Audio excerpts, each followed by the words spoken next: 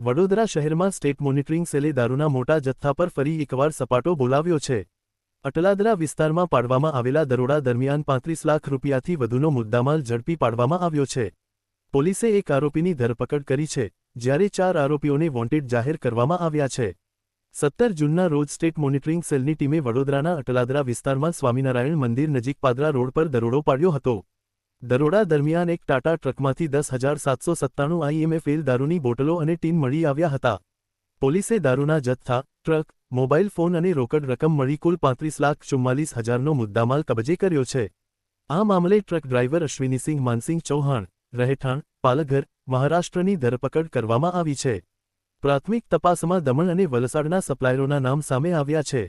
Police દ્વારા સચિન મરાઠે, સુમિન ઉર્ફે રાહુલ બોબાડો સહિત કુલ 4 આરોપીઓને વોન્ટેડ જાહેર કરી તેમની શોધખોળ શરૂ કરવામાં આવી છે। હાલ સ્ટેટ મોનિટરિંગ સેલ અને અટલાદરા પોલીસ સમગ્ર નેટવર્ક સુધી પહોંચવા વધુ તપાસ હાથ ધરી રહી છે।